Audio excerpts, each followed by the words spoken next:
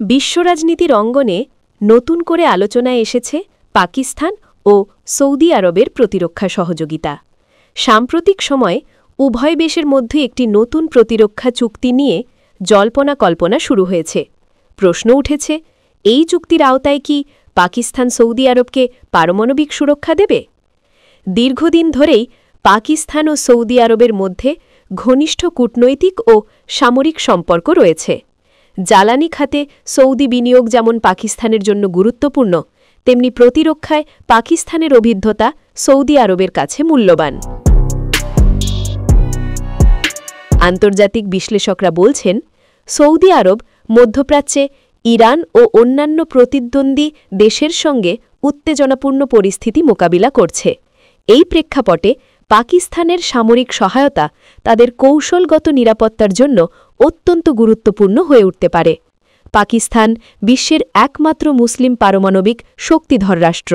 তাই আলোচনার মূল প্রশ্ন হল, পাকিস্তান কি তার পারমাণবিক ক্ষমতা সৌদি আরবের সুরক্ষায় ব্যবহার করবে?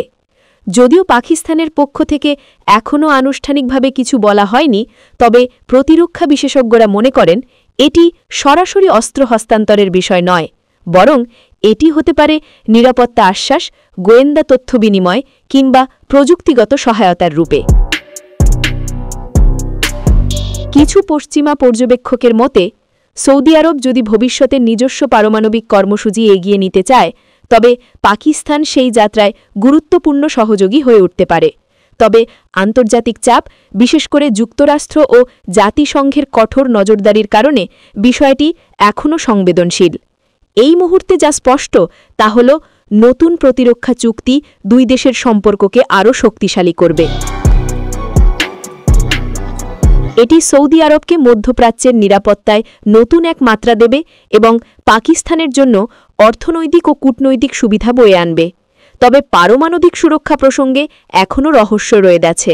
আসলেই কি পাকিস্তান সৌদি আরবকে এমন নিশ্চয়তা দেবে, নাকি এটি কেবল কৌশলগত সহযোগিতার নতুন অধ্যায়?